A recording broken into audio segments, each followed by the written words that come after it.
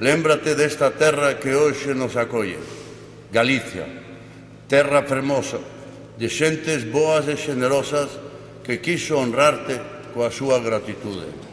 Estas palabras pronunciaba Xoán Carlos durante a ofrenda ao apóstol aquí na Catedral no ano 2004. Non era a primeira vez que o rei falaba galego e facíao como un xesto de recoñecemento dun idioma propio dun pobo. Pero Xoán Carlos non foi o único monarca en empregar o noso idioma. Séculos atrás o galego nacía como lingua do pobo, pero tamén como lingua de reis.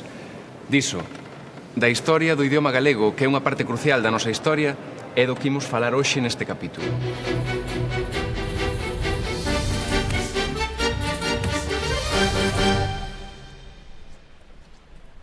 Oitocentos anos antes de que Xoán Carlos I pronunciara aquelas verbas en galego, outro rei, Afonso X o Sabio, compoñía unha das obras mestras da nosa literatura. Aquí, na Biblioteca do Escorial, gárdase como un dos seus maiores tesouros un dos códices das cantigas de Santa María. Este códice contén 417 cantigas escritas en galego-portugués, ilustradas con miniaturas e con notación musical. A maioría das cantigas relatan milagres sucedidos coa intervención da Virxe María. Pero esta obra cume do galego-portugués, composta no século XIII, e sobre todo o seu autor Alfonso X o Sabio, tamén van exemplificar un dos paradoxos da historia de Galicia.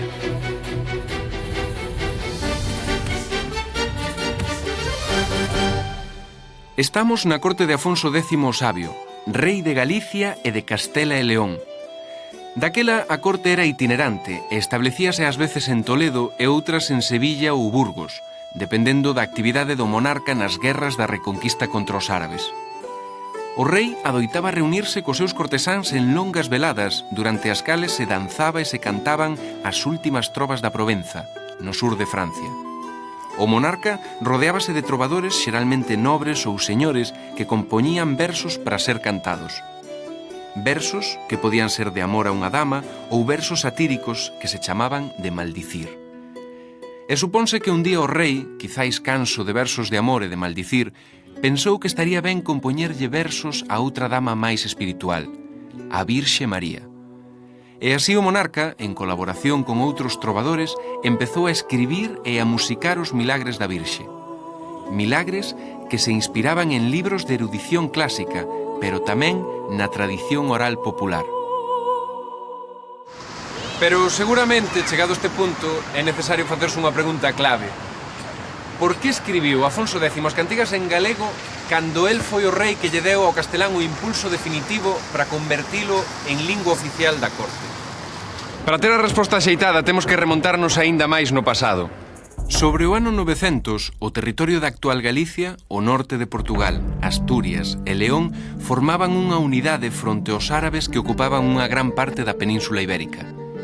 Nese territorio vaise configurando unha sociedade feudal formada por señores e vasalos, campesiños que traballan a terra, monxes que vivían en pequenos mosteiros e nobres que dende os seus castelos defendían a uns e a outros e a cambio tiñan potestade sobre eles. Nese territorio, entre esas xentes, comezou a falarse un idioma derivado do latín, o galego. Pero só se falaba porque o latín que trouxeran os romanos era a lingua da cultura, dos documentos legais e da liturxia. No caso do galego non sabemos exactamente cando se comezou a falar, pero o que sí parece certo é que o seu uso se estendeu por toda a sociedade. Vamos, que foi un éxito entre a xente. Falaban os reis, falaban os nobres, como o dono deste castelo de Sobroso, e todos os servos destas terras. Ben, sabemos xa que o galego se falaba en todo o territorio, pero como se fixo esa transformación do latín ao galego? Por exemplo, palabras que en latín eran pectum derivaron no galego en peito, e outras como a claven en chave. Os habitantes de Galicia falaban antes do latín linguas prerromanas e puido pasar que tenderon a aprender o latín de xeito simplificado. En certo sentido, algo parecido ao que está a pasar hoxe coa escrita e cos móviles. Porque a simplificación das mensaxes nos móviles está a modificar, sobre todo entre a xente máis nova, o xeito de escribir. Vai mudar eso o modo de escribir no futuro? Aínda é moi cedo para sabelo.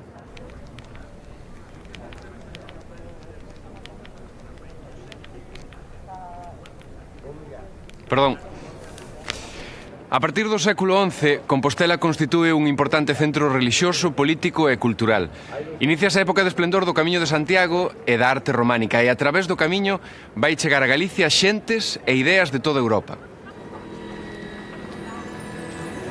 Colas de peregrinos e turistas seguen agardando para visitar a catedral, pero son moitas menos as persoas que se achegan ao Panteón Real, que está na entrada do Museo da Catedral. Aquí están enterrados Fernando II e Afonso VIII, reis de Galicia e León. E isto non é anecdótico. Evidencia a hexemonía política galega no século XII. Foi o período culminante da influencia dos nobres galegos, algúns dos cales tamén xacen aquí, como o poderosísimo conde de Traba, Pedro Froilaz. Así pois, debido á importancia política que tiña Galicia naquel momento, non é extraño que se escolla o galego como lingua de prestixio. Recapitulemos. Galicia tiña daquela un poder político decisivo. O galego era un idioma usado por todas as clases ou estamentos sociais, Así que as cantigas tiñan tamén que compoñerse no noso idioma. En este idioma, no século XII, a nobreza galega rica e ociosa vai pagar para que se compoñan poemas e cantigas. E a moda era imitar o que se facía no sur de Francia, na Provenza. Así é como se comezan aquí a escribir poemas de amigo, de amor e de maldicir para ser cantados.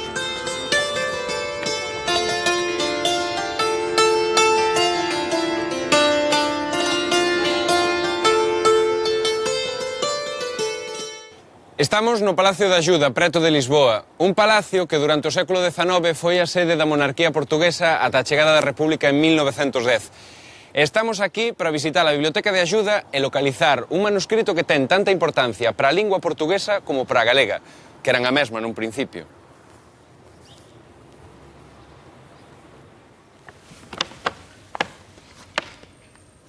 Este códice manuscrito en pergameo, o Cancioneiro de Axuda, é unha das xoias desta Biblioteca Real.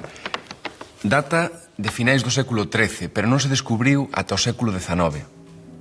O manuscrito contén máis de 300 composicións, case todas cantigas de amor dedicadas ás damas e escritas en galego-portugués. Supónse que máis dunha man realizou a obra que está incompleta. Hai espazos en branco que se cren destinados á anotación musical. Tampouco aparecen os nomes dos autores dos poemas. Non obstante, os estudosos por comparación con textos doutros códices identifican máis de 38 poetas diferentes, galegos e portugueses, nomes como Paio Soares, Paio Gómez Chariño, Martín Soares.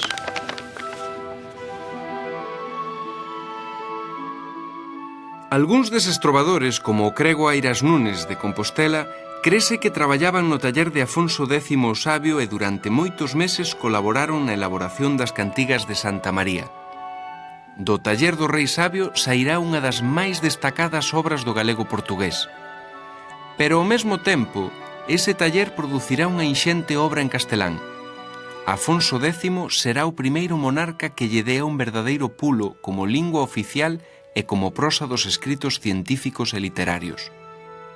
O castelán despraza así a que fora lingua culta tradicional, o latín.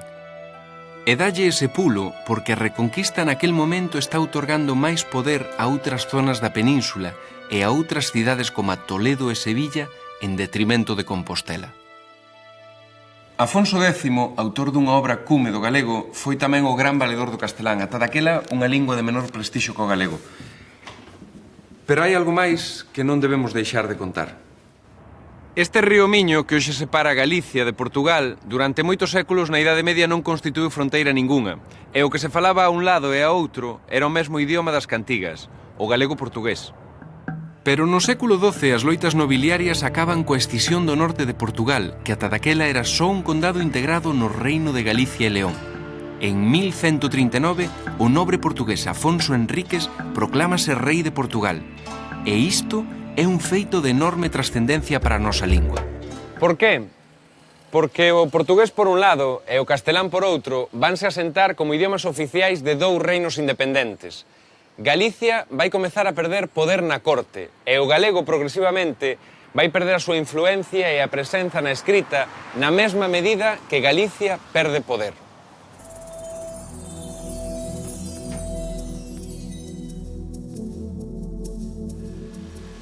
De todos os xeitos, ata o século XV, o galego, aparte de falarse maioritariamente por toda a poboación de Galicia, seguirase escribindo. Escríbense crónicas e historias e emprégase en documentos non literarios, agás nos reais. Por exemplo, en escritos da vida municipal como bandos, acordos ou contratos. O certo é que a partir do século XV, coa chegada ao poder dos reis católicos, iníciase o proceso de centralización do Estado. A nobreza é obrigada a trasladarse á corte e poñerse ao servicio dos monarcas que mandaron aquí unha aristocracia foránea castelán-falante. Xunto a eles, os altos cargos da Igrexa, igualmente vidos de fora, tamén impoñen o castelán. E se temos en conta que xa desde Afonso X os reis renuncian ao uso do noso idioma, a batalla da lingua semella moi desigual. O galego era falado pola xente do pobo. Fronte á nobreza, parte da Igrexa e os reis que favorecían a difusión do castelán. Ata o século XVIII son escasísimas as mostras literarias en galego, é o que os estudosos chaman séculos escuros. Pero houbo eruditos que souberon descubrir esa riqueza e debuxar un diagnóstico moi certeiro do estado do noso idioma.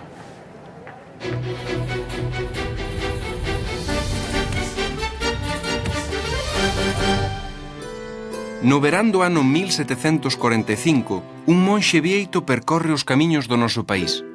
Leva con el cadernos e lápis onde apunta coidadosamente os nomes de todo tipo de plantas. E, ademais, debuxas. Reflicte todos os detalles. Consulta de vez en cando, para identificar os vexetais, un libriño de botánica, Historia das plantas da Europa. Tamén lle interesan as voces, os nomes de lugares, de montes, de ríos ou pontes. Durante 7 meses percorre Galicia convertido nun preguntón insufrible, como el mesmo se define. No tempo que me detiven naquel reino de Galicia, procurei recapacitar o pouco que mamara da lingua galega e fixen especial estudo de recoller e escribir todas cantas voces ouvía falar aos rústicos. Aquel monxe chamábase Pedro Xosé García Balboa, máis coñecido como Fray Martiño Sarmiento, ou o Padre Sarmiento. Aquí no Museo de Pontevedra gárdanse algúns apuntamentos daquela viaxe e boa parte da súa obra posterior, como este tomo de Historia Natural ou este tratado sobre a carqueixa. A súa figura é importantísima e excepcional como estudioso da nosa lingua nun momento no que o galego era considerado só un dialecto. El foi o primeiro investigador da nosa fala e o primeiro en reclamar o seu ensino e a súa dignificación. Pero, por que tivo este interese Sarmiento? Aquí no Pazo de Santa Margarida pasou Sarmiento parte da súa nenez. Nacera en Vilafranca do Bierzo en 1695, pero xa aos 4 meses se trasladara coa súa familia a Pontevedra. Galegos eran os seus pais e devanceiros de orixe fidalga. Na súa casa falábase galego e baixo este carballo centenario de Santa Margarida, que xa daquela dicían que tiña 600 anos, seguro que Sarmiento xogaba e falaba galego cos nenos do seu tempo. Sarmiento debeu ter o primeiro contacto co castelán ao comezar os estudos primarios no convento de Lérez, aquí onde estamos nós agora, e despois no colexio da Compañía de Xesús. Daquela, o ensino era exclusivamente en latín e en castelán, tanto nos estudos primarios como, por suposto, na universidade, aínda que tanto a uns como a outros só accedía unha exigua minoría.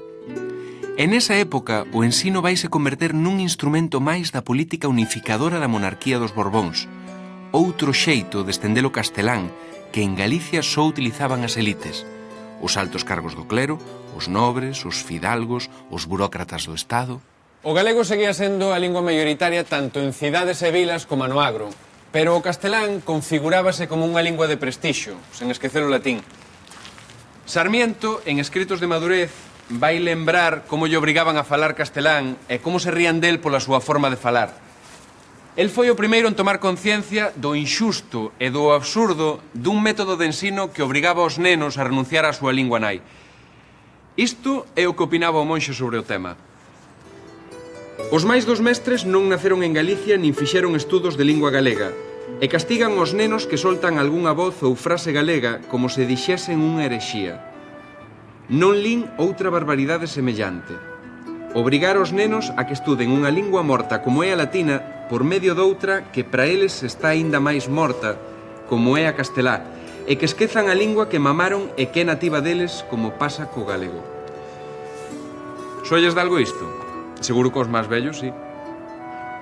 Despois de estudar teoloxía en Salamanca, Sarmiento comeza a súa carreira de investigador.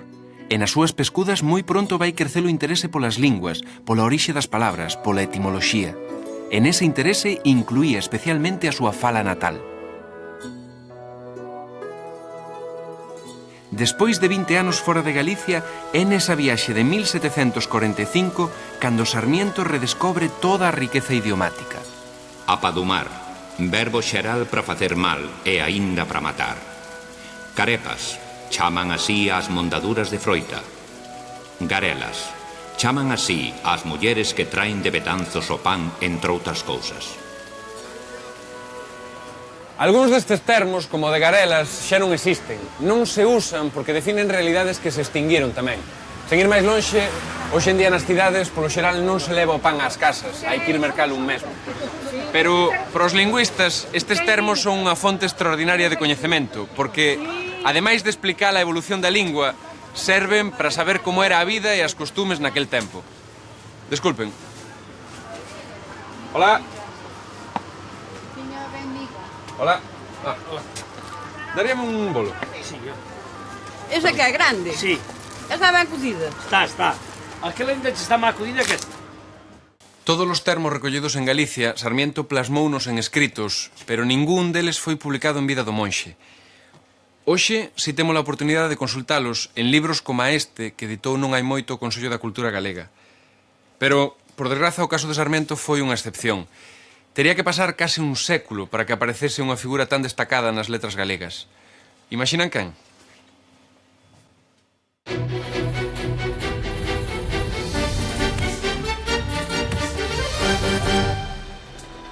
A imprenta de Juan Compañel era unha das máis importantes de Vigo. Alí editábase o xornal La Oliva, un periódico de ideais liberais e regionalistas. Pero no ano 1863 a imprenta traballaba na edición dun libro do que ninguén daquela imaginaba a trascendencia que ia ter. Era un libro de poemas, escrito en galego e por unha muller. Esas dúas últimas características dotaban de excepcionalidade este traballo. Nesta placa da Rúa Real de Vigo, lémbrase que aquí estaban situados os antigos obradoiros tipográficos de Xoán Compañel, e que de aquí, no 1863, saía o primeiro libro contemporáneo escrito por completo en galego. A primeira edición de Cantares Galegos, esta que teño na man, tivo unha repercusión e un éxito significativo, pero que daquela eran os éxitos literarios. Pero como foi posible este fito que trouxe un renacer literario para o noso idioma? Para sabelo, antes de falar de Rosalía, temos que falar do seu home, Manuel Murguía. Este home que se incorpora á tertulia do café é Manuel Murguía, historiador, xornalista e escritor. Murguía formaba parte dunha minoría de intelectuais afíns ás ideas políticas que preconizaban un Estado federal.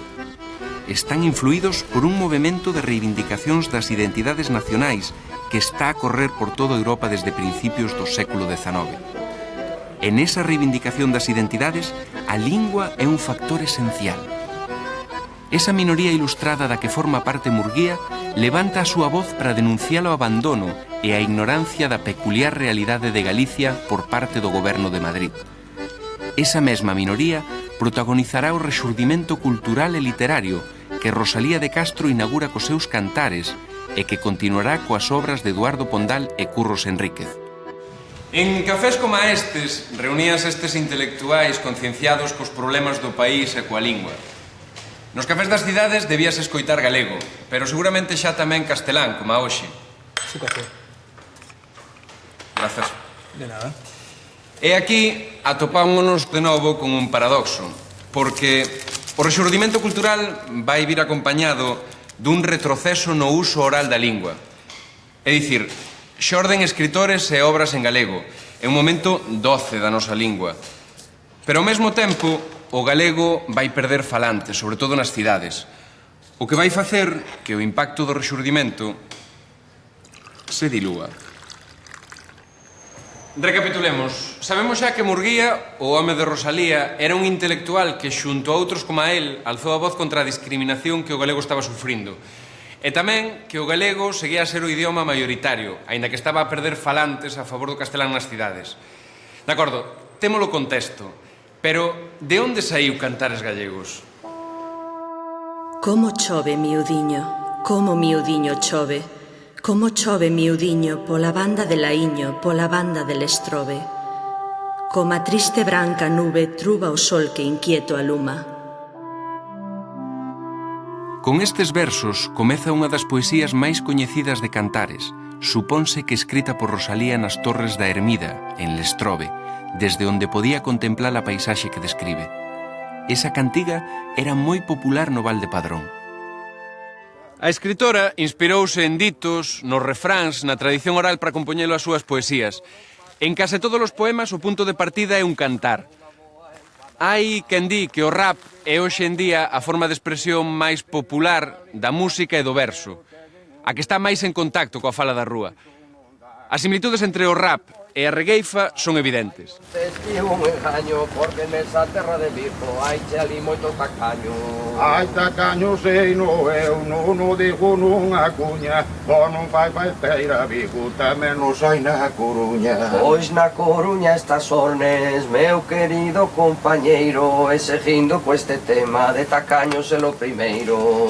Di tacaño non me fales, polo que che vou contare.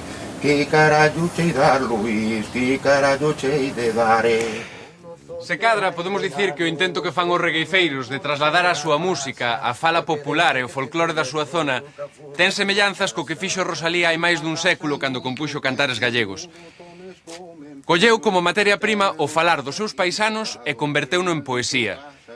A isto hai que engadir que cando Rosalía compuxo Cantares, unha serie de poetas estaban a experimentar en España con formas populares do folclore. Rosalía, no mesmo prólogo de Cantares, confesa inspirarse nun modelo que segue esa tendencia, el libro de los Cantares, de Antonio Trueba. Pero Rosalía non escribiu Cantares Gallegos seguindo só unha moda ou unha tendencia literaria. Fixo como unha reivindicación da lingua, da xente e dos problemas do propio país. Todo redunda nunha intensa afirmación que fixo sobre Galicia. Pobre Galicia, non debes chamarte nunca española, que España de ti se olvida cando eres ai tan hermosa. Está claro que Rosalía é unha figura clave da historia da nosa lingua e literatura, pero por que se escolleu precisamente o 17 de maio para conmemorar o Día das Letras Galegas? E que ten que ver esta data con Cantares Gallegos? O lóxico sería pensar que esa é a data da súa publicación, pero non é así.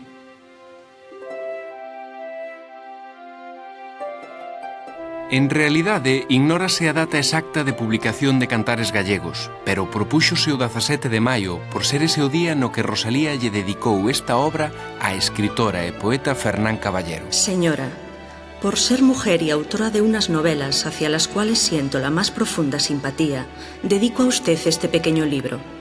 Sirva él para demostrar a la autora de La Gaviota y de Clemencia el grande aprecio que le profeso, entre otras cosas, por haberse apartado algún tanto en las cortas páginas en que se ocupó de Galicia de las vulgares preocupaciones con que se pretende manchar mi país. O máis curioso é que o 17 de maio é tamén a data do nacemento de Manuel Murguía, co que é de supoñer que Rosalía estaría encantada coa elección dese día. A pesar do éxito de Cantares Gallegos e dos esforzos de Murguía e dos seus compañeiros de xeración, as reivindicacións de Rosalía ainda tardarían uns anos en articularse politicamente. As Irmandades da Fala xogarían un papel esencial no uso do galego como lingua do discurso político, e ese uso acadaría a súa expresión máis xenuína nos discursos de Castelao. A primeira vez que o galego se proclamaba como idioma cooficial do noso país foi no Estatuto plebiscitado en 1936. Era o resultado dunha intensa loita dos galeguistas encabezados por Castelao. Este estatuto de 1936 que teño na man abría o camiño para a instauración do noso idioma na vida administrativa e no ensino. A Guerra Civil e o franquismo cortaron de raíz toda a posibilidade de que o galego se normalizase como lingua propia do país. Veu unha longa noite de pedra da que comezamos a sair coa chegada da democracia, coa Constitución e co novo Estatuto de Autonomía de 1981. O galego ten hoxe o rango legal de lingua propia e oficial de Galicia, o mesmo co castelán.